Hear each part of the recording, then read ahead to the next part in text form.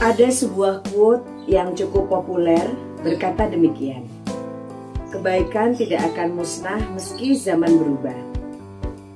Kata-kata ini mengandung nilai semangat dari sebuah keyakinan bahwa kebaikan akan selalu ada.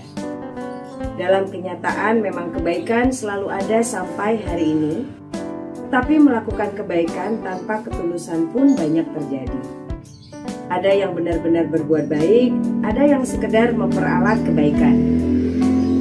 Ada yang bersyukur mendapatkan kebaikan, tetapi ada juga yang memperalat kebaikan. Beragam bentuk cara manusia memperalat kebaikan. Ada yang menggunakan kebaikan untuk membelenggu orang lain, sehingga orang lain itu merasa memiliki hutang budi dan merasa jauh lebih rendah. Ada juga yang melakukan kebaikan untuk menutupi kejahatan ataupun kecurangan diri sendiri. Ada juga penerima kebaikan yang memperalat kebaikan sehingga membuat mereka bergantung, mereka menjadi gemar menengadahkan tangan ke atas saja. Sebagai orang beriman, kita harus memahami bahwa segala yang baik berasal dari Allah. Dari Yakobus 1 ayat 17. Sehingga kebaikan tidak akan berubah hakikatnya jika kita memahami itu. Kita melakukan ataupun menerima kebaikan karena Allah itu baik, sehingga tidak akan ada celah untuk kemegahan ataupun keuntungan diri sendiri. Dengan konteks demikian, bacaan leksionari mengajak kita untuk tidak memperalat kebaikan dengan alasan apapun. Karena yang berasal dari Allah pasti akan memancarkan kemuliaan Allah. Ibadah pada hari ini akan dilayani oleh Ibu Pendeta Angela Siregar dari Gereja Sahabat Indonesia. Kita akan memulai ibadah dengan menyanyikan Kidung Jemaat 6, bait 1 dan 2, Hai Masyurkanlah.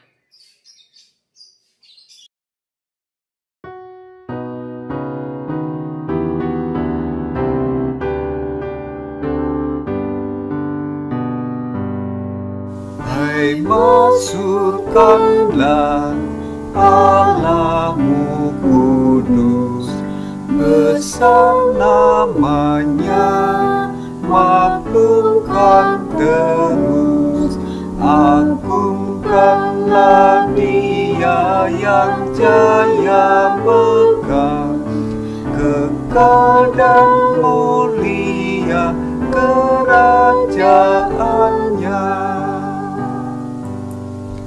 Yang tinggi Allah di surga Bapa pun hadir dekat dengan abdinya.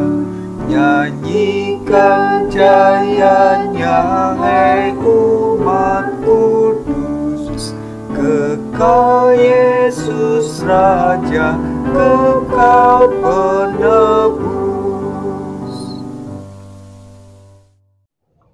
Terimalah votum dan salam. Pertolongan kita adalah di dalam nama Tuhan yang menjadikan langit dan bumi, yang kasih setianya kekal selama-lamanya.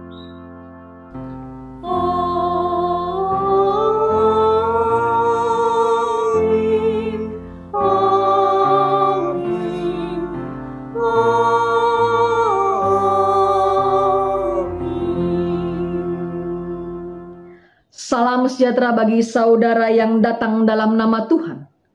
Tuhan besertamu.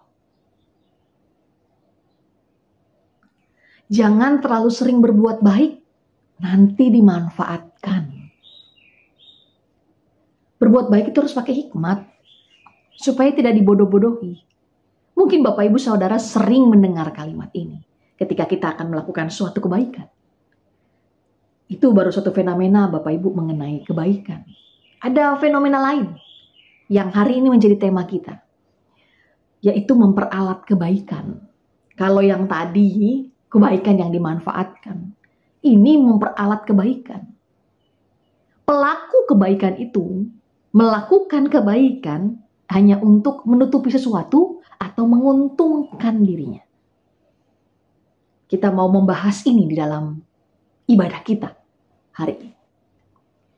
Yakobus pasalnya yang pertama ayat 17 mengatakan sejatinya segala yang baik berasal dari Allah. Jikalau kita memahami kalimat ini, kita pasti akan tahu tujuan kita melakukan kebaikan. Kita tidak akan pandang-pandang melakukan kebaikan kepada siapa, sekalipun track record orang itu tidak baik kepada kita. Tetapi kita tahu bahwa kita melakukan kebaikan karena Allah itu baik. Dan kebaikan itu berasal dari Allah. Tidak mungkin kita akan dimanfaatkan atau tidak mungkin kita akan memanfaatkan kebaikan, memperalat kebaikan. Kalau kita tahu bahwa tujuan melakukan kebaikan karena Allah itu baik.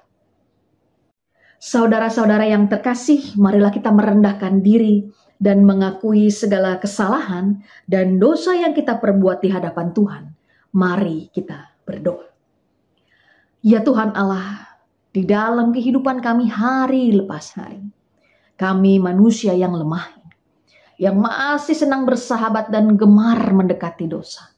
Kami tahu Tuhan bahwa hidup kami mungkin melalui tutur kata kami, melalui perbuatan kami sering melakukan segala kesalahan dosa yang mungkin menyakiti orang lain ataupun menyakiti Engkau Tuhan. Di dalam permulaan minggu ini kami datang kepadamu dalam ibadah minggu dengan penuh ucapan syukur. Kami tahu Tuhan bahwa kehidupan kami yang lemah ini, yang mendatangkan banyak kesalahan dan dosa ini, kami serahkan di dalam nama Tuhan kami Yesus Kristus. Kami mengakui segala dosa dan kesalahan kami. Ampuni kami Tuhan, ajar kami Tuhan untuk terus bisa melakukan segala sesuatu yang terbaik, yang seturut dengan firman Allah. Karena kami ingin Tuhan, bukan hanya sekedar bertobat mingguan, tapi bertobat dengan sungguh-sungguh, dengan tidak melakukan kesalahan dosa yang menyakiti Engkau ataupun menyakiti orang lain. Kami ingin melakukan segala sesuatu dalam hidup ini yang berkenan di hadapan Allah.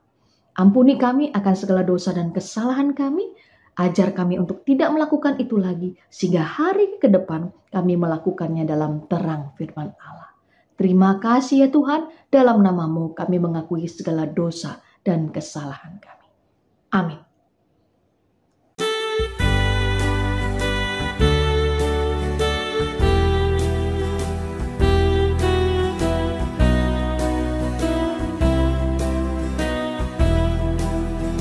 Yang mau dibimbing oleh Tuhan dan yang berharap tak henti akan mendapat pertolongan bahkan di saat terpedih.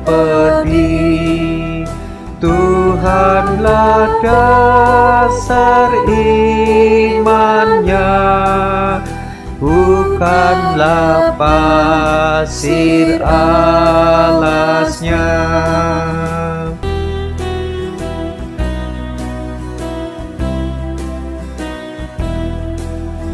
Apa gunanya tawar hati, hanya menangis terseduh.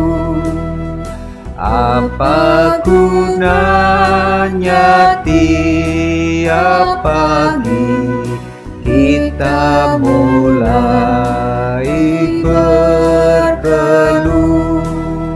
jikalau kita bersedih, tambah berat beban salib.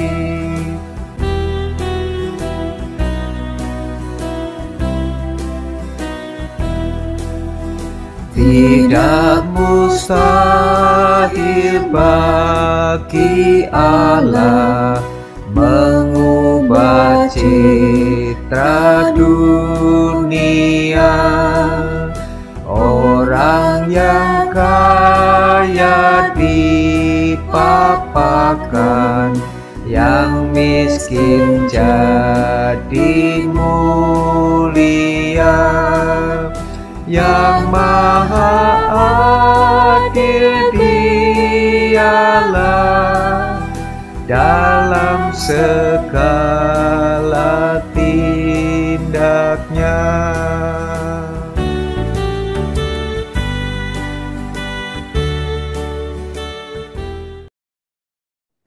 Saudara sekalian, sebagai pelayan Yesus Kristus, kami memberitakan bahwa pengampunan dosa telah berlaku dalam nama Bapa, Anak, dan Roh Kudus.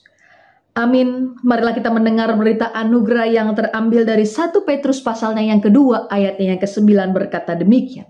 Tetapi kamulah bangsa yang terpilih, imamat yang rajani, bangsa yang kudus, umat kepunyaan Allah sendiri, supaya kamu memberitakan perbuatan-perbuatan yang besar dari Dia, yang telah memanggil kamu keluar dari kegelapan kepada terangnya yang ajaib.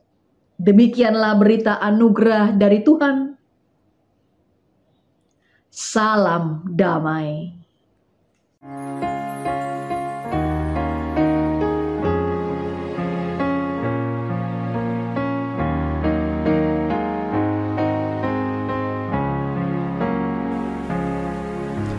Ku mulai dari diri sendiri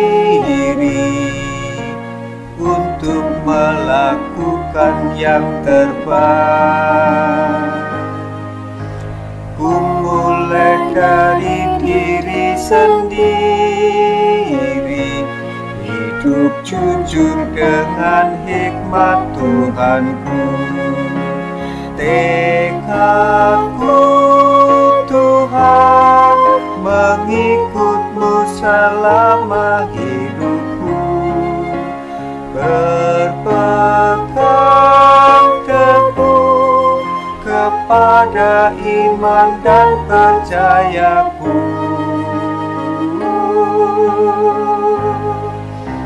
Akan ku mulai dari diriku, melakukan sikap yang benar. Biarpun kecil dan sederhana, Tuhan dapat membuat jadi besar.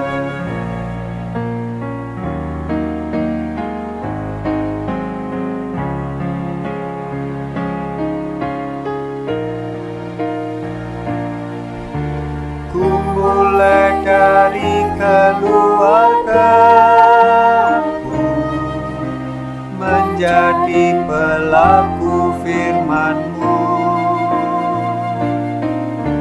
selalu mendengar tuntunan Tuhan, berserah pada rencana kasih-Mu. Kadang-kadanglah jawaban Tuhan atas doaku. Ku pegang teguh, Tuhanku memberikan yang terbaik.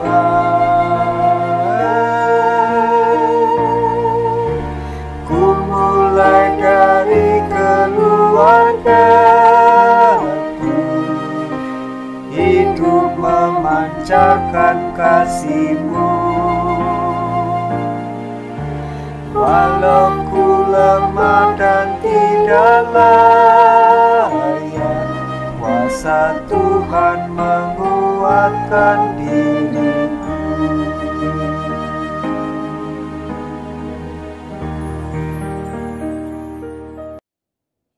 Kita akan membaca dan merenungkan firman Tuhan.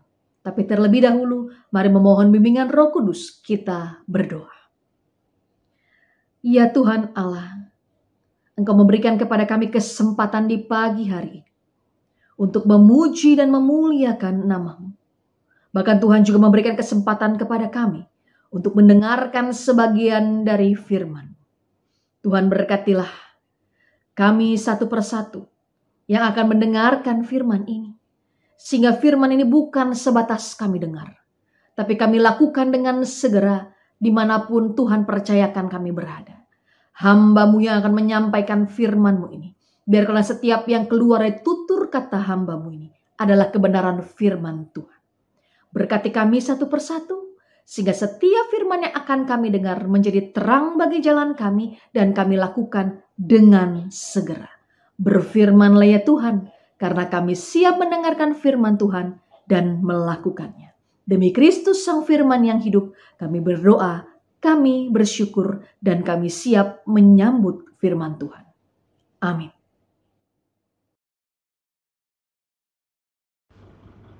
Bacaan pertama terambil dari kitab Amos pasal 8, ayatnya yang keempat sampai dengan ayatnya yang ketujuh. Peringatan terhadap orang yang mengisap sesamanya. Dengarlah ini, kamu yang menginjak-injak orang miskin, dan yang membinasakan orang sengsara di negeri ini.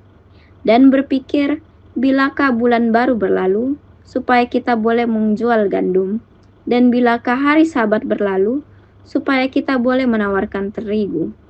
Dengan mengecilkan eva, membesarkan shikal, berbuat curang dengan neraca palsu, supaya kita membeli orang lemah karena uang, dan orang yang miskin karena sepasang kasut, dan menjual terigu rosokan. Tuhan telah bersumpah demi kebanggaan Yakub, bahwasanya aku tidak akan melupakan untuk seterusnya segala perbuatan mereka. Demikian firman Tuhan.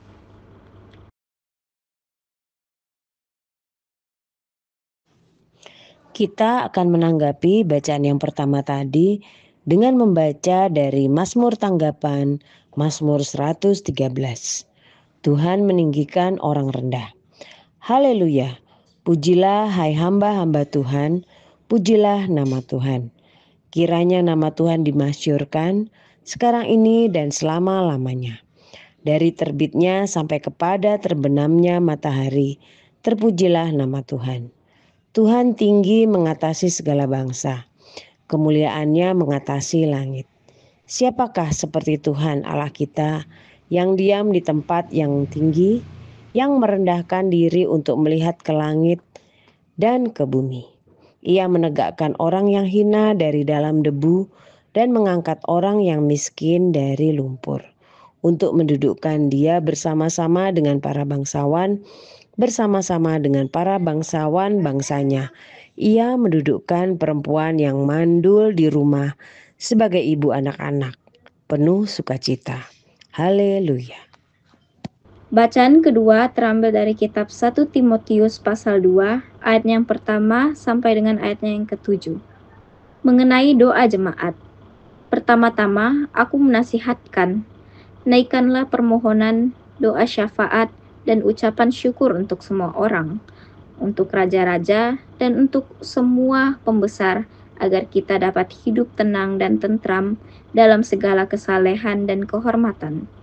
Itulah yang baik dan yang berkenan kepada Allah, Juru Selamat kita, yang mengkehendaki supaya semua orang diselamatkan dan memperoleh pengetahuan akan kebenaran.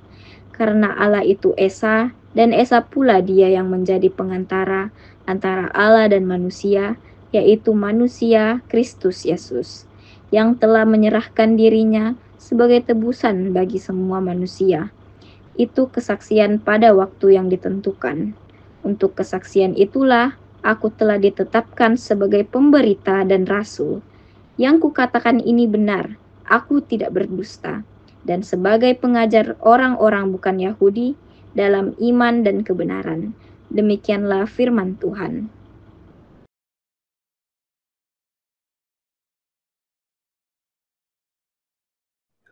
Umat mari berdiri, mari menerima Injil Tuhan yang terambil dari Lukas pasalnya yang ke-16, ayat yang pertama sampai dengan yang ke-13 di bawah judul perikop perumpamaan tentang bendahara yang tidak jujur. Yesus berkata kepada murid-muridnya, ada orang kaya yang mempunyai seorang bendahara. Kepadanya disampaikan tuduhan bahwa bendahara itu menghamburkan miliknya. Lalu ia memanggil bendahara itu dan berkata kepadanya, apa ini yang kudengar tentang engkau? Berilah pertanggungjawaban atas apa yang engkau kelola, sebab engkau tidak boleh lagi bekerja sebagai bendahara. Kata bendahara itu dalam hatinya, apakah yang harus aku perbuat? Tuanku memecat aku dari jabatanku sebagai bendahara. Mencangkul aku tidak kuat, mengemis aku malu. Aku tahu apa yang akan aku perbuat supaya apabila aku dipecat dari jabatanku sebagai bendahara, ada orang yang akan menampung aku di rumah mereka. Lalu ia memanggil seorang demi seorang yang berutang kepada tuannya. Katanya kepada yang pertama, "Berapakah utangmu kepada tuanku?" Jawab orang itu, 100 tempayan minyak. Katanya kepada orang itu, "Terimalah surat utangmu. Duduklah dan tulislah segera 50 tempayan." Kemudian ia berkata kepada yang kedua, "Berapakah utangmu?" Jawab orang itu, 100 pikul gandum. Katanya kepada orang itu, "Terimalah surat utangmu dan tulislah 80 pikul." Lalu tuan itu memuji bendahara yang tidak jujur itu karena ia telah bertindak dengan cerdik. Sebab anak-anak dunia ini lebih cerdik terhadap sesamanya daripada anak-anak terang. Aku berkata kepadamu, ikatlah persahabatan dengan mempergunakan mamon yang tidak jujur, supaya jika mamon itu tidak dapat menolong lagi, kamu diterima dalam kemah abadi. Siapa yang setia dalam hal kecil, setia juga dalam hal besar. Siapa yang tidak benar dalam hal kecil, tidak benar juga dalam hal besar. Jadi jikalau kamu tidak setia dalam hal mamon yang tidak jujur, siapakah yang akan mempercayakan kepadamu harta yang sesungguhnya? Jikalau kamu tidak setia mengenai harta orang lain, siapakah yang akan memberikan hartamu sendiri kepadamu? Seorang hamba tidak dapat mengabdi kepada dua tuan, sebab ia akan membenci yang seorang dan mengasihi yang lain. Atau ia akan setia kepada yang seorang dan tidak mengindahkan yang lain. Kamu tidak dapat mengabdi kepada Allah dan kepada mamon. Demikianlah pembacaan Injil Yesus Kristus. Yang berbahagia ialah mereka yang mendengarkan firman Allah, yang menghayati dan melakukannya dalam kehidupan setiap hari. Haleluya.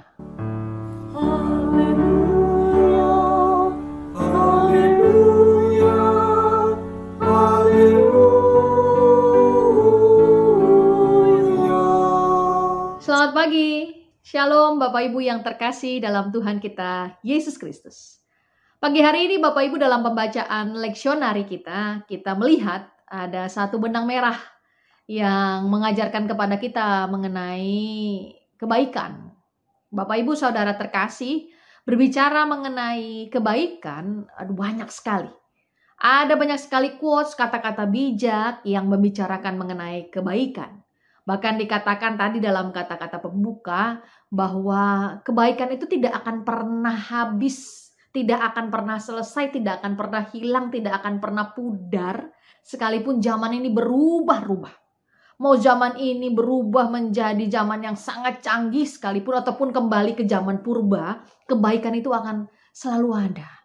Bapak Ibu Saudara terkasih, kita semua orang percaya ini selalu diajarkan untuk melakukan kebaikan.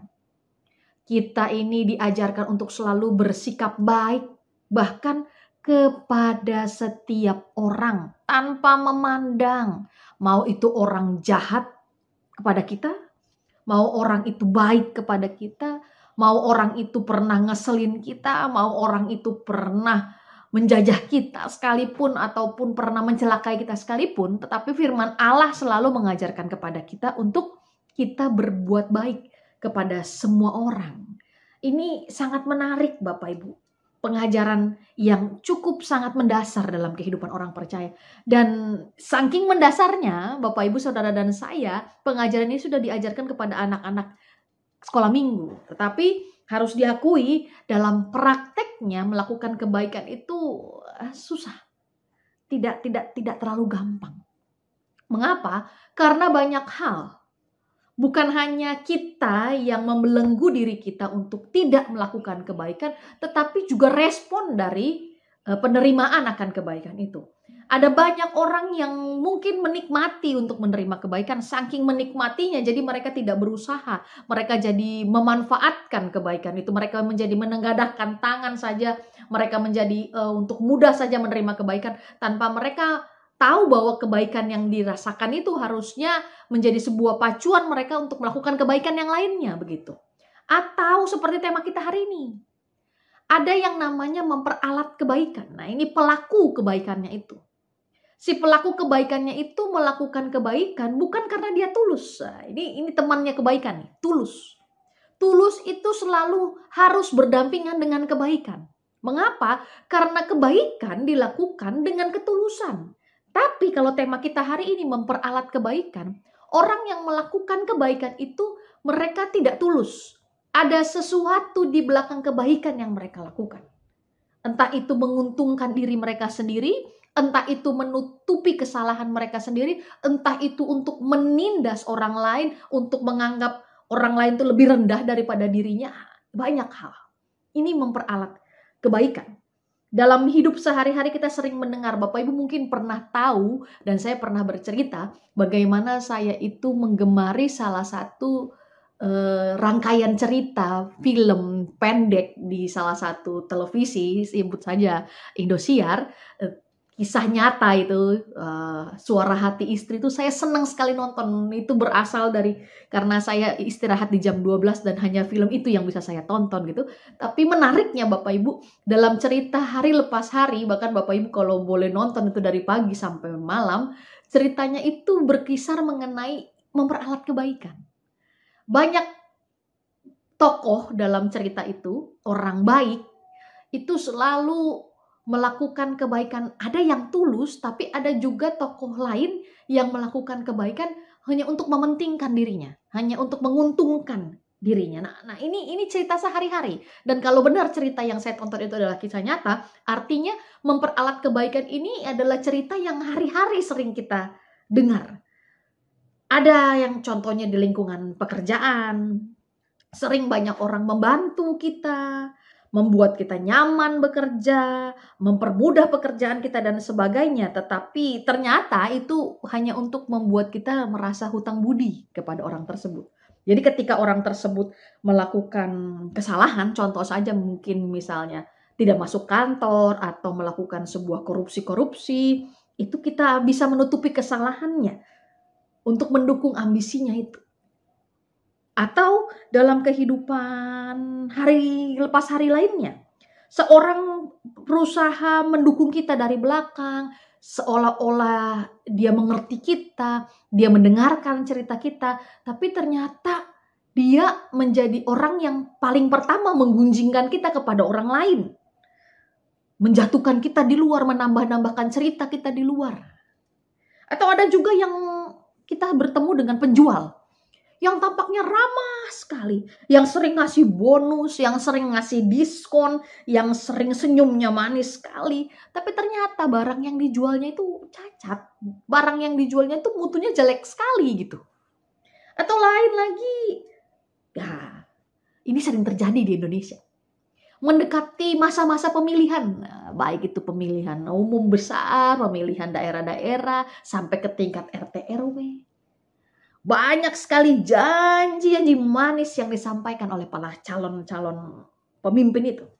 Bantuan sosial, sumbangan, seolah-olah cepat sekali keluar.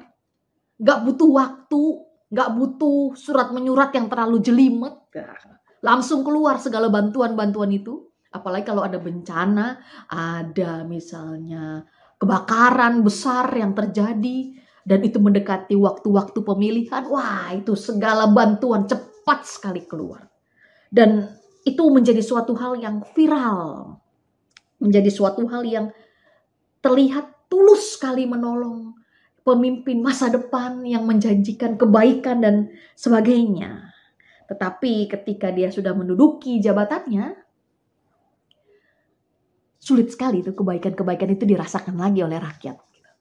Atau ketika dia gagal, ada loh Bapak Ibu yang kembali meminta kebaikan yang sudah diberikannya kepada rakyat.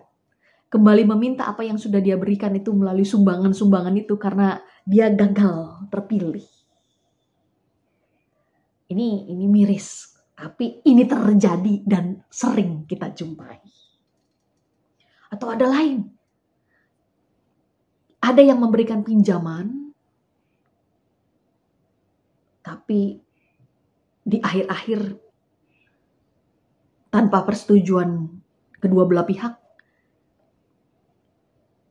tadi tadinya menawarkan bantuan, tapi di akhir ternyata berbunga yang sangat mencekik, yang gak masuk akal. Dan ini banyak kita jumpai Bapak Ibu. Memperalat kebaikan-kebaikan seperti ini. Bapak Ibu Saudara jemaat, masih banyak contoh lainnya. Demi tujuan tertentu, demi popularitas, keuntungan pribadi. Apalagi dengan media sosial saat ini yang sungguh sangat maju, banyak orang yang hadir melakukan kebaikan hanya demi konten viral. Hanya demi orang lain menganggap bahwa dia adalah orang baik. Tapi tidak dengan ketulusan. Tidak dengan tujuan yang benar. Tidak dengan memahami bahwa dia melakukan kebaikan karena Allah itu baik. Karena kebaikan sejati itu datang dari Allah. Gak memahami soal itu. Pembacaan leksionari kita hari ini sebenarnya menggiring kita, menghantar kita untuk memahami hal ini. Bapak Ibu membaca dalam Injil Lukas tadi. Bagaimana ada seorang bendahara yang dalam perikop kita diberikan judul bahwa bendahara itu adalah bendahara yang tidak jujur gitu ya. Ada seorang bendahara yang bekerja dengan seorang tuan yang cukup kaya raya, dan pada saat itu bendahara itu memang mengatur berbagai hal dari kepemilikan tuannya. Contoh saja tanah ataupun kekayaan tuannya yang lain. Lalu dia akan mengatur, mengelola supaya tuannya itu juga mendapatkan keuntungan lebih, atau mengatur supaya berproduksi tanah tersebut sehingga menghasilkan bagi tuannya. Dan memang pada saat itu sangat wajar ketika si bendahara yang dipercaya untuk mengatur itu akan mendapatkan keuntungan dari bunga-bunga yang didapat. Jadi misalnya kalau tuannya itu punya tanah, lalu diberikan kepada bendahara untuk mengelola, lalu disewakan kepada orang lain, sebut saja misalnya hari ini harganya 1 juta gitu. Nah, si bendahara itu diperbolehkan untuk mengambil untung, misalnya dia menjual atau menyewakan tanah itu 1.200.000. Jadi 200.000-nya itu buat keuntungan si bendahara, dan itu pada saat itu adalah hal yang sangat wajar gitu. Tetapi si tuan ini mendengar bahwa bendahara ini menghambur-hamburkan uangnya dengan cara yang tidak benar gitu, dan itu merugikan tuannya. Jadi pada saat dia mendengar, si bendahara ini mendengar bahwa tuannya akan memecatnya dari jabatan bendahara, dia berpikir, dia mencangkul tidak bisa, dia mengemis, dia malu, dia bingung mau apa karena sehabis ini apa yang bisa dia lakukan untuk mempertahankan kehidupannya. Lalu dia berpikir, dia mengolah pikirannya dengan sangat cerdik, dia memanggil para orang-orang yang berhutang kepada tuannya karena dia yang mengatur gitu. Lalu dia bertanya kepada satu persatu dari orang yang berhutang itu berapa jumlah hutang yang mereka punya gitu. Ada yang berhutang cukup banyak Bapak Ibu, dikalimatkan dalam pembacaan kita pada hari ini itu bukan kalimat yang atau bukan nominal yang sedikit. Nominalnya cukup banyak gitu ya. Dikatakan di sini ada yang dia panggil seorang demi seorang, katanya kepada yang pertama, berapakah utangmu kepada tuanku? Jawab orang itu 100 tempayan minyak. Lalu bendahara itu berpikir 100 tempayan minyak cukup banyak. Lalu dia berkata kepada orang tersebut, ayo sini duduk, tulis lagi surat utangmu, perbaiki. Yang dari 100 itu kamu tulis jadi 50 tempayan. Nah, jadi dari 100 utangnya yang tercatat secara resmi cuma 50 gitu. Walaupun dia sudah dapat 100, yang tertulis 50. Lalu dia panggil lagi orang yang kedua. Berapa utangmu kepada tuanku? 100 pikul gandum katanya. 100 pikul gandum kepada orang itu. Terus dia duduk, tulis lagi surat utangmu yang baru, kamu tulis 80 pikul gitu. 80 pikul gandum. Dan 100 tempayan minyak menjadi 50 tempayan, 100 pikul menjadi 80, itu bukan nominal yang sedikit Ibu Bapak. Itu cukup besar, bahkan dikatakan kalau yang minyak tadi itu menghasilkan sekitar 100 tempayan minyak itu membutuhkan ratusan pohon zaitun untuk mendapatkan sebanyak itu gitu. Dan itu dilakukan oleh si bendahara itu hal yang sebenarnya tidak merugikan tuannya. Makanya tuannya kan memuji dia. Di akhirnya tuannya memuji betapa cerdiknya bendahara itu. Bukan memuji ketidakjujuran bendahara itu, tapi kecerdikan. Artinya mungkin 50 tempayan minyak dan 20 pikul gandum yang dikurangi dari hutang para penghutang itu adalah keuntungan bagi si bendahara. Bapak Ibu bisa bayangkan ya, keuntungan si bendahara itu juga cukup besar. Dia bukan yang punya tanah, dia bukan punya lahan, dia bukan punya minyak, dia bukan punya apa-apa, tapi dia bisa untung seperti si tuannya mendapatkan keuntungan. Jadi Bapak Ibu bisa lihat betapa tidak jujurnya bendahara ini. Tapi tuannya tidak merasa rugi karena ya itu mungkin keuntungan yang diambil oleh si bendahara dan itu tidak menjadi persoalan bagi sang tuan gitu. Makanya sang tuan memuji betapa cerdiknya si bendahara ini. Tapi Bapak Ibu bisa melihat bahwa si bendahara ini memperalat. Dia seolah-olah melakukan kebaikan kepada sang penghutang dengan mengurangi hutangnya. Tetapi ternyata di balik pengurangan hutang itu, dia nanti ketika setelah dipecat sama tuannya, dia menumpang hidup tuh sama si penghutang yang berhutang tempayan minyak dan pikul gandum itu. Dia melakukan itu untuk menyelamatkan dirinya, untuk mendapatkan keuntungan dari dirinya. Orang yang merasa bahwa, wah si bendahara ini cukup baik kepada saya, nanti kalau dia sulit gantian, saya yang akan menolong dia itu. Nah, ini bukan prinsip memperlakukan kebaikan, melakukan kebaikan ini Bapak. Bukan prinsip seperti ini. Karena prinsip yang diajarkan kepada kita ketika kita melakukan kebaikan itu tanpa pamrih. Kita nggak pernah diajarkan untuk memberi 10 lalu kita mendapatkan 20 enggak. Atau setidaknya mendapatkan setengahnya 5 enggak. Ketika kita memberi kebaikan, melakukan kebaikan dengan menyadari bahwa kebaikan itu berasal dari Allah dan saya menikmati kebaikan dari Allah, kita nggak akan pernah meminta atau berpikir untuk mendapatkan pamrih dari perbuatan kebaikan itu. Makanya nggak bisa pandang melakukan kebaikan itu. Banyak yang mengatakan bahwa hati-hati berbuat baik. Hati-hati melakukan kebaikan. Nanti kamu dimanfaatkan. Nanti banyak orang merasa bergantung. Nanti banyak orang yang merasa bahwa kebaikan yang kamu lakukan itu menyenangkan hati mereka, menguntungkan mereka, tapi kamu sendiri menjadi rugi. Oh, enggak seperti itu. Kita tidak memandang kepada siapa kita melakukan kebaikan. Sekalipun orang itu pernah merugikan kita, kita ini dituntut untuk selalu berbuat baik. Enggak ada pamrih di balik itu. Dan menariknya adalah ketika Yesus Kristus menggunakan perumpamaan tentang bendahara yang tidak jujur ini menjadi sebuah teguran kepada kita semua, Bapak Ibu. Bapak Ibu boleh lihat dalam pembacaan kita hari ini, di dalam ayat yang 9, aku berkata kepadamu, ikatlah persahabatan dengan mempergunakan mamon yang tidak jujur, supaya jika mamon yang tidak dapat menolong lagi itu, kamu diterima dalam kemah abadi.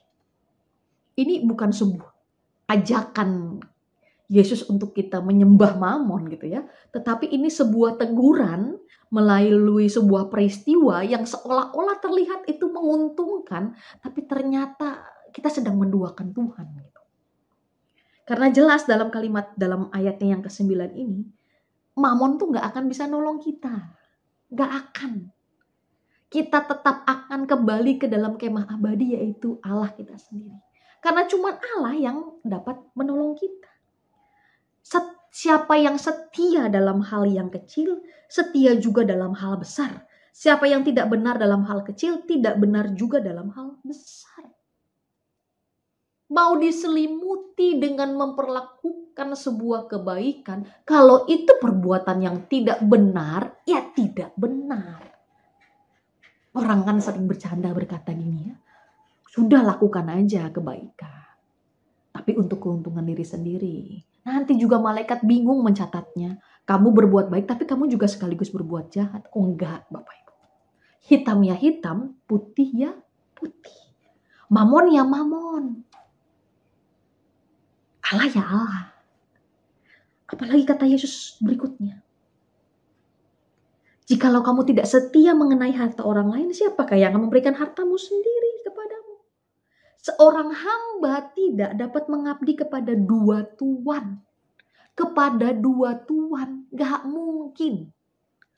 Tidak mungkin ada seseorang yang dapat menyembah Mamon tapi juga menyembah Allah dengan setia. Nggak mungkin. Karena mereka akan membenci yang seorang dan mengasihi yang lain, atau dia akan setia kepada yang seorang dan tidak mengindahkan yang lain. Kamu tidak dapat mengabdi kepada Allah dan kepada Mamon, itu jelas. Jelas. Artinya ketika kita melakukan sebuah kebaikan, mau itu dengan alasan penyelimutan apapun, kalau tidak tulus ya tidak tulus. Kalau tidak benar ya tidak benar. Mungkin orang lain bisa merasakan kebaikan itu dan itu bermanfaat buat mereka, tetapi ketika mereka tahu bahwa itu adalah sebuah selimut dusta, Bapak, Ibu, Saudara, dan saya juga pasti akan kena batunya. Apa sih yang diselimuti? Bangkai. Yang mau ditutupi dengan apapun, tercium, Bapak Ibu. Tercium. Ada juga pembacaan kita dalam leksionari kita hari ini mengenai seorang tokoh Alkitab yang cukup juga terkenal, yaitu Amos. Amos tampil sebagai seorang nabi yang mengecam perilaku tidak pantas dari para pembesar. Pada saat itu para pembesar itu sangat menggebu-gebu untuk menunjukkan kebaikan. Kalau tadi bendahara tidak jujur dalam Injil memperalat kebaikan untuk menutupi kejahatannya, untuk menutupi ketidakjujurannya, lalu untuk bergantung kepada orang lain. Sedangkan Amos memberikan gambaran lain.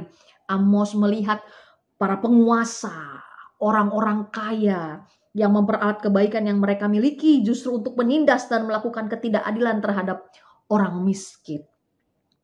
Satu kelompok orang kaya yang disasar Amos adalah para pedagang kelas atas, yang diceritakan dalam perikop kita menginjak-injak orang miskin.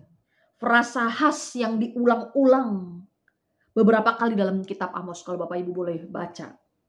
Dalam perikop ini perilaku menginjak-injak orang miskin menunjuk pada tindakan curang yang dilakukan para pedagang demi mendapatkan untung sebesar-besarnya. Jadi mereka menggunakan neraca atau pengukur perdagangan dengan berbuat curang. Mereka berbuat curang untuk memperlihatkan berat timbangan dan sebagainya. Mereka tidak hanya merugikan orang-orang miskin itu, tetapi juga merampas hak-hak hidup dasar yang dimiliki oleh orang-orang miskin itu. Dan Tuhan mengecam akan hal itu. Dia tidak akan pernah melupakan perbuatan yang dilakukan oleh para orang kaya, para pedagang-pedagang kaya ini. Dan pada masa Amos, para pedagang kelas atas itu menempatkan dirinya berlawanan dengan hukum Tuhan. Sebab mereka berperilaku curang dalam hal memperalat kebaikan demi keuntungan sebesar-besarnya. Padahal Amos ingin menampilkan bahwa para pedagang itu sudah mendapatkan kebaikan terlebih dahulu dari Tuhan gitu ya. Bahwa dia mendapatkan kekayaan, hidup dengan enak, hidup dengan layak, pakaian baik, makanan tercukupi dan sebagainya. Ketika mereka dipercaya untuk menjadi seorang pedagang, ketika mereka dipercaya untuk menjadi seorang kaya, bukannya mereka melakukan kebaikan dengan setidaknya tidak mencurangi neraca, mereka malah justru mencurangi neraca hanya untuk menguntungkan diri mereka sendiri, memperkaya kembali lagi diri mereka sendiri. Dan itu apa yang dikatakan Amos sebenarnya memperlihatkan kepada kita bahwa mereka merasa bahwa kekayaan yang mereka miliki, kekayaan yang mereka dapatkan itu karena jeripaya mereka. Karena kehebatan mereka, bukan karena kebaikan Allah. Nah, ini Bapak Ibu boleh lihat juga dalam sepanjang pembacaan leksionari ini bahwa tidak ada yang salah dengan menjadi kaya gitu ya.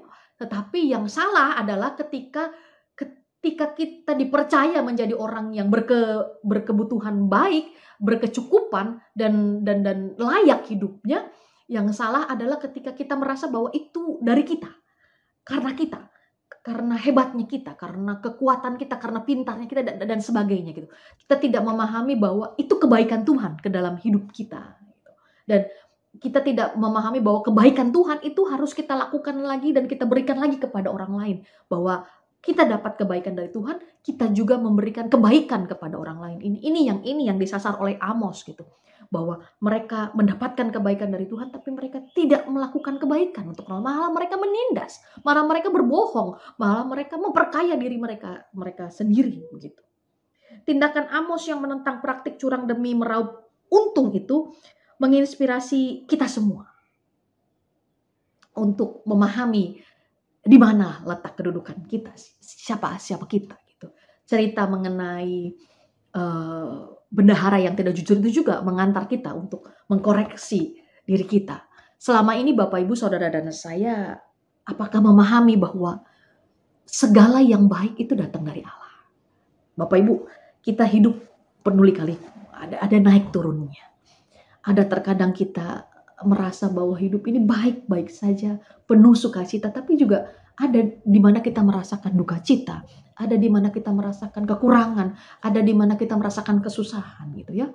Dan kita percaya bahwa semua yang dirangkai Tuhan itu dalam suatu pandangan yang baik menurut Tuhan untuk kita. Bapak Ibu harus paham dan mengimani bahwa yang kita jalani hari lepas hari ini adalah kebaikan Tuhan.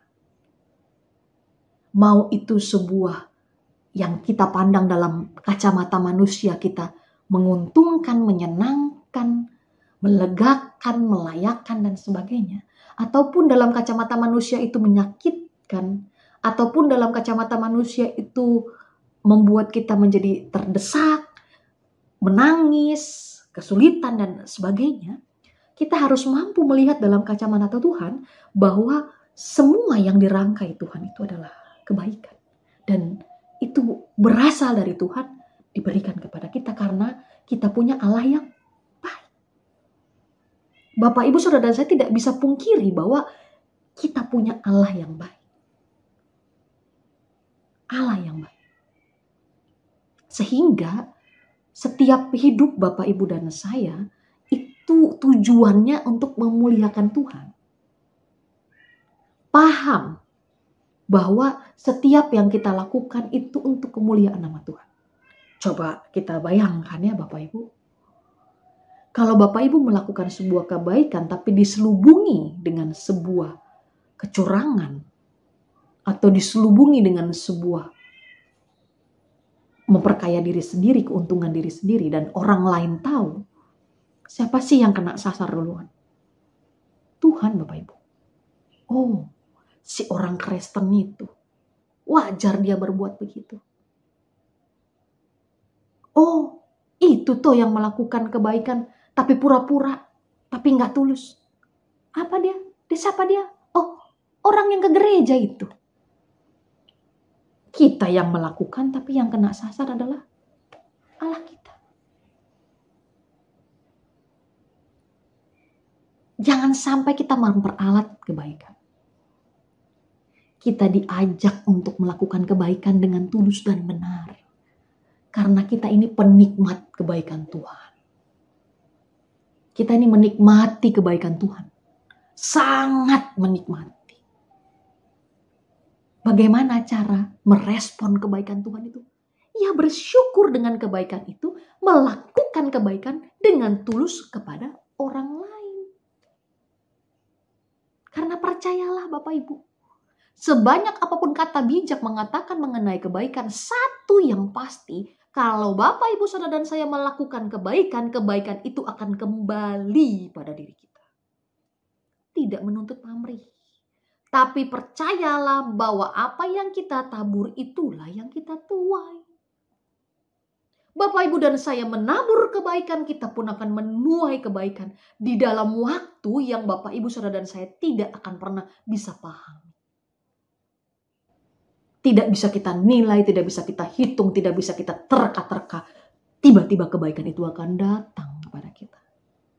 Tapi kalau Bapak Ibu dan saya menabur ketidakbaikan, ya jangan salahkan Tuhan kalau nanti kita menerima ketidakbaikan juga.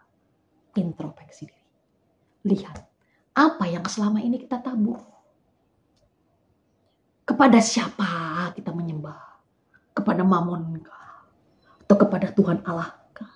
Jangan-jangan dua, karena tidak mungkin bisa menyembah Mamon dan menyembah Allah. Bapak Ibu pernah mungkin menonton sebuah film. Saya pernah menonton film ini dan ini menjadi film favorit saya sampai hari ini. Pay It Forward. Ada seorang anak kecil yang ditugaskan oleh gurunya untuk membuat sebuah project proyek mengubah dunia atau proyek yang akan membuat dunia menjadi lebih baik dan sebagainya begitu. Diceritakan seorang anak laki-laki itu berusia 7 tahun lebih. Dia berpikir apa yang harus dia lakukan membuat proyek untuk mengubah dunia menjadi lebih baik begitu. Di dalam film tersebut, dia melakukan 3 kebaikan kepada 3 orang berbeda. Lalu dia berkata kepada ketiga orang ini, lakukan juga yang seperti saya lakukan. Lakukan 3 kebaikan kepada 3 orang berbeda. Jadi si anak itu melakukan kebaikan kepada 3 orang, lalu 3 orang ini dikatakan lakukan lagi kepada 3 orang. Nah, Bapak Ibu bisa lihat nih, pohon yang akan berbuah-berbuahnya. Dan ternyata itu dilakukan dengan baik kepada orang lain karena kebaikan yang dilakukan anak ini sangat tulus dan benar-benar menjadi sebuah sentuhan yang luar biasa kepada orang-orang yang merasa kebaikannya itu. Dan di akhir cerita, kebaikan dari 3 orang awal itu menjadi kebaikan bagi banyak orang dan bagi banyak orang itu melakukan kebaikan kepada banyak orang lain lagi. Sungguh luar biasa ya. Sungguh luar biasa. Satu kebaikan yang tulus yang ibu bapak saudara dan saya lakukan kepada orang lain akan membuahkan beribu-ribu kebaikan kepada orang lain lagi. Yang mungkin bapak ibu saudara dan saya tidak akan pernah sadari itu. Oleh karena itu, lakukanlah kebaikan dengan tulus dan benar. Supaya semua orang bisa merasakan betapa baiknya Allah itu. Karena dari satu kebaikan yang Bapak Ibu Saudara dan saya lakukan bisa berbuah manis, legit bagi banyak orang. Selamat melakukan kebaikan dengan tulus dan benar. Selamat menikmati kebaikan Allah.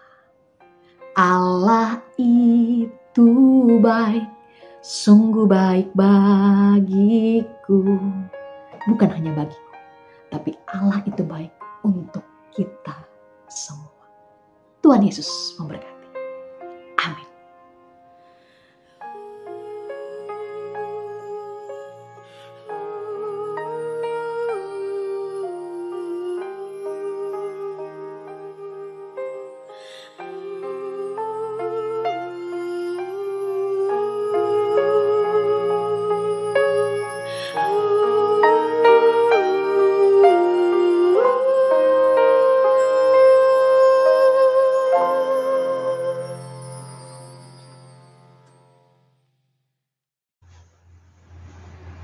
Jemaat, mari kita berdiri.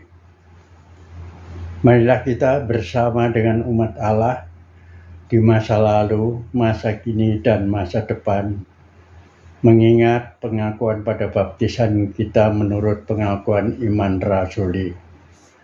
Hendaklah kita masing-masing berkata, aku percaya kepada Allah, Bapa yang Maha Kuasa, Khalik langit dan bumi, dan kepada Yesus Kristus anaknya yang tunggal Tuhan kita, yang dikandung daripada Roh Kudus, lahir dari anak darah Maria, yang menderita sengsara di bawah pemerintahan Pontius Pilatus, disalibkan, mati, dan dikuburkan, turun ke dalam kerajaan maut.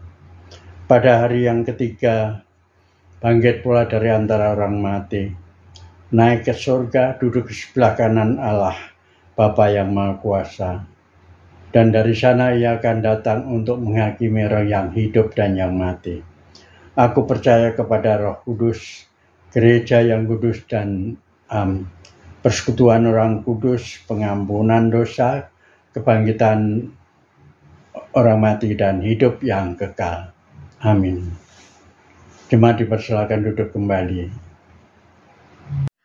Kita akan menaikkan doa syafaat kita dan mengakhirinya dengan bersama-sama menyanyikan doa Bapa kami. Mari berdoa. Ya Tuhan Allah, kami sungguh bersyukur kalau kami boleh mendengarkan firman Tuhan. Firman yang semakin menguatkan setiap langkah kami untuk melakukan kebaikan. Tuhan, di dalam pagi ini pun kami akan menaikkan beberapa pokok doa syafaat kami. Kami berdoa bagi bangsa dan negara kami. Tuhan, di dalam akhir-akhir ini, banyak sekali Tuhan, hal-hal yang mengkhawatirkan kami sebagai warga negara Indonesia. Tapi kami yakin dan percaya, Tuhan punya rencana yang terbaik untuk negara kami ini. Berkati para pemimpin kami Tuhan, sehingga para pemimpin kami ini bisa memberikan yang terbaik bagi rakyat Indonesia. Jauhkan mereka daripada korupsi, jauhkan mereka daripada untuk menguntungkan diri mereka sendiri. Tapi biarkanlah kebijakan-kebijakan yang boleh mereka ambil adalah kebijakan-kebijakan yang terbaik untuk rakyat Indonesia. Anak-anak Tuhan yang Tuhan percaya untuk duduk di pemerintahan, kiranya Tuhan berkati mereka semua dengan terang firman Allah. Biarkan mereka menjadi terang dan garam di mana Tuhan percaya di dalam pemerintahan di Republik Indonesia ini. Sehingga mereka menaburkan kedamaian, menaburkan kasih. Sehingga mereka akan juga menaburkan kebaikan. Sehingga Indonesia ini akan merasakan bagaimana gandengan tangan Allah yang luar biasa dalam kehidupan bermasyarakat. Tuhan, kami tahu di dalam kehidupan bangsa dan negara ini ada banyak tantangan dalam hidup kami. Ada banyak tantangan yang negara kami ini harus pecahkan satu persatu. Baik itu dari kemiskinan, baik itu dari keterlantaran, baik itu juga dari diskriminasi dalam kehidupan beragama. Tapi kami percaya Tuhan, di mana kami berpijak, di sana Tuhan menuntun kami sehingga kami dimampukan untuk menjadi panji Laskar Kristus yang akan selalu memancarkan terang kebenaran firman Allah. Berdoa bagi kami, gereja-gereja yang mengalami diskriminasi, jemaat-jemaat yang mungkin sampai hari ini masih disingkirkan, jemaat-jemaat yang masih berjuang untuk mendapatkan tempat ibadah. Kami percaya Tuhan, tidak ada yang mustahil bagi Tuhan. Kami percaya ketika kami berdoa, kami meratap Tuhan mendengarkan setiap doa kami dan memberikan yang terbaik bagi kami. Biarkanlah kami secara pribadi maupun secara bersama-sama dengan teman-teman kami yang berjuang untuk mendapatkan kebebasan beragama, kebebasan beribadah. Mereka semua dalam naungan kasih penyertaan Allah. Tidak mudah putus asa, tapi maju ke depan untuk mendapatkan hak beribadah mereka. Jauhkan daripada kami untuk mementingkan diri kami sendiri, tapi biarkanlah kami mampu untuk memuliakan nama Tuhan di setiap perjuangan kami untuk mendapatkan hak beribadah kami. Kami berdoa Tuhan bagi kami satu persatu di dalam kehidupan kami berjemaat di Taman Yasmin ini. Kami tahu sudah bertahun-tahun kami berjuang, kami tahu sudah berbagai hal kami hadapi. Tapi satu hal yang kami juga tahu di setiap langkah kami, di setiap perjuangan kami, Tuhan beserta dengan kami. Kami tidak pernah merasakan sendirian, bahkan gandengan para sahabat terus kami rasakan, sehingga sampai hari ini Tuhan masih mampukan kami, sehingga kami boleh melaksanakan ibadah kami, baik secara onsite maupun secara online, seperti saat hari ini. Kami berdoa untuk jemaat kami pribadi lepas pribadi. Ada daripada kami yang mungkin menghadapi berbagai pergumulan, baik itu pergumulan dalam keluarga, baik itu pergumulan dalam pekerjaan, baik itu pergumulan dalam kehidupan berpendidikan. Tuhan berkati kami semua dalam setiap pergumulan kami. Jauhkan kami daripada sungut-sungut, tapi ajar kami untuk mampu bersyukur karena kami percaya ada gandengan tangan Tuhan di setiap pergumulan yang kami hadapi. Berkati kami juga yang sudah usia lanjut, kami yang juga dalam keadaan kelemahan tubuh, kami hanya bisa berpegangan bersandar kepada Tuhan. Tuhan yang memampukan para sesepuh kami untuk terus bisa menjadi panji Laskar Kristus yang selalu bisa melayani Tuhan sampai putih rambut mereka. Bahkan kami juga yang ada dalam keadaan tidak sehat, dalam keadaan kelemahan tubuh, biarkan kami terus berharap dan terus bisa percaya bahwa Tuhan memberikan kesembuhan kepada kami dalam waktu yang terbaik. Ada beberapa jemaat lansia kami, Bapak Ibu Parangin-angin, Ibu Nutrio, Bapak Suwardi, Bapak Cornelius Siram. Mereka Tuhan, para sesepuh kami, di mana kami belajar kepada mereka untuk setia melayani sampai putih rambut kami. Biarkan di dalam usia lanjut mereka terus bisa melayani Tuhan dalam keadaan tubuh yang bugar, dalam keadaan tubuh yang sehat, dalam keadaan hati yang penuh akan sukacita. Kami tahu Tuhan dalam usia lanjut ada beberapa keluhan, baik itu secara fisik Tuhan, tapi kami juga percaya Tuhanlah yang menopang mereka. Sekalipun mereka sudah dibantu oleh alat bantu tongkat ataupun pendengaran, tapi kami percaya dalam kehidupan mereka Tuhan tetap beserta dengan mereka. Berdoa untuk kami yang dalam keadaan sakit, dalam masa pemulihan, Bapak Yohanes, Bapak Antariman Saragi, Ibu Ngatiem, Ibu Yuniarti. Tuhan, Engkau adalah dokter di atas segala dokter, tabib yang agung. Kami berdoa di dalam nama Tuhan kami Yesus Kristus, jamah dan sembuhkanlah saudara-saudara kami ini. Biarkanlah di dalam setiap pemulihan, di dalam setiap penanganan akan sakit penyakit mereka, obat-obatan yang diminum ataupun tangan suster dokter yang boleh merawat mereka, keluarga yang mendampingi, semua dalam naungan penyertaan Tuhan, sehingga mereka bisa pulih, mereka bisa memuji kemuliaan nama Tuhan lagi dan kembali beribadah bersama dengan kami. Berdoa supaya mereka juga tetap teguh, tetap tegar untuk menghadapi sakit penyakit yang sedang mereka alami. Kami percaya Tuhanlah sumber kesembuhan bagi para saudara kami ini. Kami juga berdoa untuk saudara kami dalam kedukaan yang Tuhan telah memanggil pulang saudara kekasih hati kami ke rumah Bapa di surga, Bapak Roy Kapur Sinaga di Medan pada tanggal 17 September 2025 yang lalu. Tuhan, kami berdoa semoga keluarga yang ditinggalkan, keluarga besar yang mengalami duka ini merasakan kekuatan dan penghiburan yang hanya datangnya daripada Tuhan sajalah. Kalaupun ada acara-acara yang mereka persiapkan sampai dengan seluruh rangkaiannya, kiranya Tuhan berkati sehingga mereka terus bisa memuji memuliakan nama Tuhan dalam kedukaan ini. Kami percaya ada gandengan tangan Tuhan yang memampukan mereka untuk menghadapi peristiwa duka cita ini. Sekalipun berpisah secara raga, tapi kami percaya perjumpaan dengan Tuhan adalah tujuan hidup orang percaya. Kami juga Tuhan berdoa semoga seluruh anak cucu yang ditinggalkan keluarga bisa terus memberikan yang terbaik, bahkan bisa terus untuk memperjuangkan apa yang menjadi cita-cita dari almarhum Bapak Roy Kapur Sinaga. Kami serahkan keluarga yang berduka ini di dalam nama Tuhan kami Yesus Kristus, dalam naungan kasih Tuhan kami Yesus Kristus.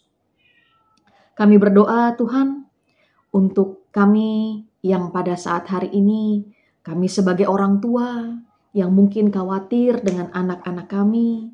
Kami sebagai seorang pekerja yang mungkin kami khawatir dengan pekerjaan kami. Kami sebagai seorang pribadi yang mungkin khawatir akan masa depan kami, akan kesendirian kami, akan kehidupan kami bersama dengan orang lain, yang kami khawatir dengan orang tua kami. Tuhan, kami ini manusia lemah yang dipenuhi dengan segala kekhawatiran. Tapi melalui doa syafaat ini, kami ingin menyerahkan seluruh hidup kami. Kami ingin berpegangan, kami ingin segala sesuatu yang kami lakukan hanya berdasarkan mengenai firman Allah. Kami ingin terus percaya, kami ingin terus setia sampai di garis akhir. Karena kami percaya Tuhan, Tuhan tidak pernah meninggalkan kami sendirian. Tuhan mendengar setiap doa kami. Ini doa dan syukur kami Tuhan, yang kami naikkan di dalam nama Tuhan kami Yesus Kristus. Ini ibadah kami. Kiranya Tuhan melihat semua yang kami persiapkan. Tuhan melihat semua yang kami persembahkan ini. Karena kami hanya memberikannya dalam nama Tuhan kami Yesus Kristus. Allah yang baik itu, Juru Selamat kami, yang mengerti kami, yang mendengar kami, yang selalu baik dan setia kepada kami. Dan di dalam nama itu pun kami akan menyatukan dengan doa yang selalu Engkau ajarkan. Dan kami akan menyanyikan bersama Bapa kami. Bapa kami yang ada di surga, dikuduskanlah nama-Mu. Datanglah kerajaan-Mu, jadilah kehendak-Mu di bumi seperti di surga. Beri kami hari ini makanan yang secukupnya. Ampuni salah kami seperti kami ampuni yang bersalah pada kami. Jangan bawa kami dalam pencobaan, melainkan lepas bebaskan kami dari yang jahat, sebab Daulah yang punya kerajaan dan kuasa dan kemuliaan sampai selama-lamanya. Amin. Amin.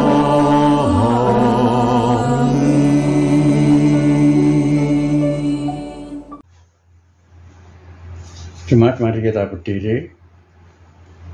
Marilah kita bersama dengan umat Allah di masa lalu, masa kini, dan masa depan, mengingat pengakuan pada baptisan kita menurut pengakuan iman rasuli.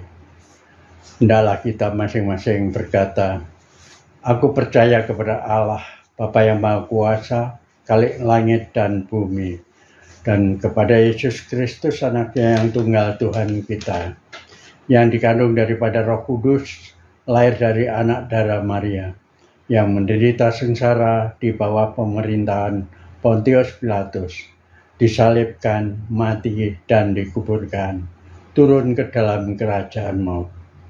Pada hari yang ketiga, bangkit pula dari antara orang mati, naik ke surga, duduk di sebelah kanan Allah, Bapa yang Maha Kuasa. Dan dari sana ia akan datang untuk menghakimi roh yang hidup dan yang mati. Aku percaya kepada Roh Kudus, gereja yang kudus dan persekutuan orang kudus, pengampunan dosa, kebangkitan orang mati, dan hidup yang kekal. Amin. Jemaat dipersilakan duduk kembali.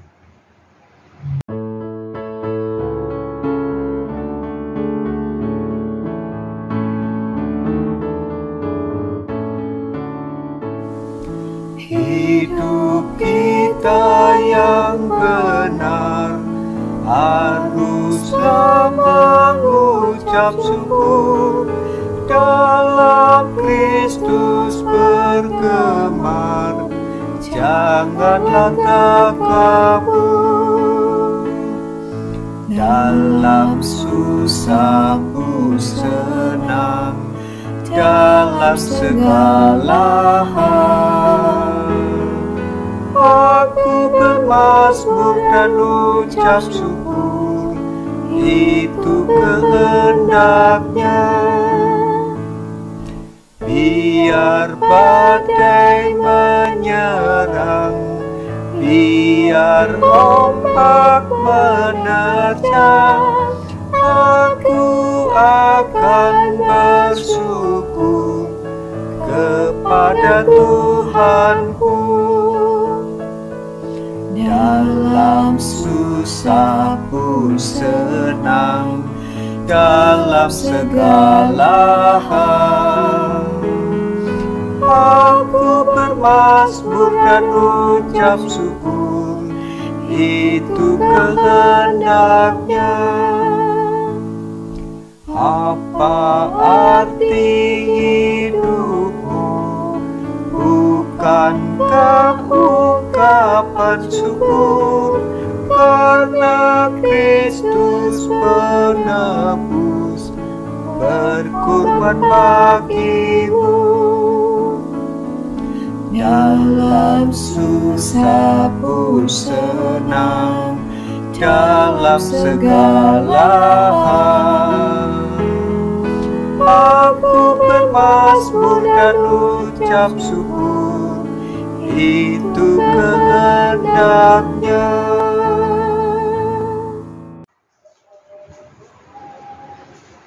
Jemaat, marilah kita berdiri. Mari kita berdoa untuk persembahan kita. Ya Tuhan Allah kami, sumber dan segala pemberi karunia yang baik,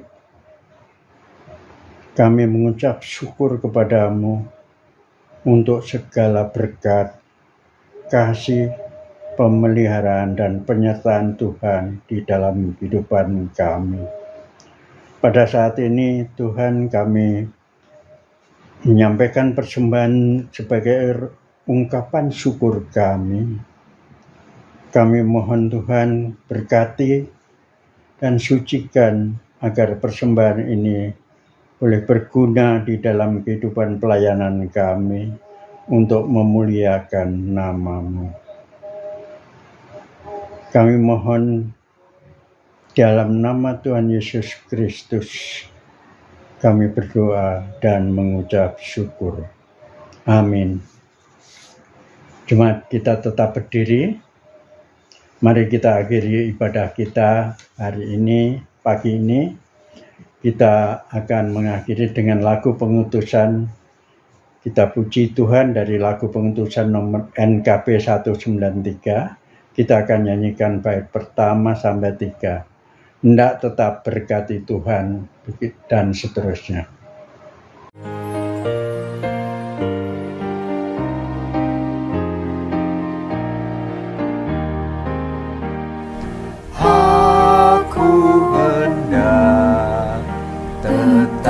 Berhati tulus karena teman mempercayaiku. Aku hendak tetap berjalan lurus karena teman telah mengasihiku. Karena teman telah mengasihiku, aku hendak teguh senantiasa walau besar tantangan dunia. Aku hendak tetap tegak perkasa karena ku tahu rintangan kan enyang. Karena ku tahu rintangan kan enyang.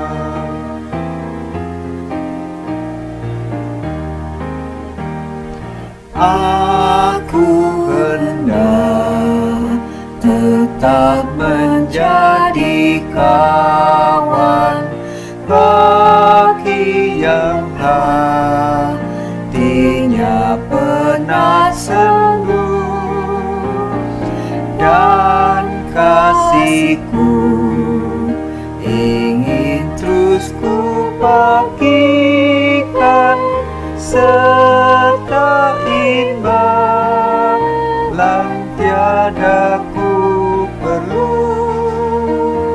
serta imbalan tiada ku perlu.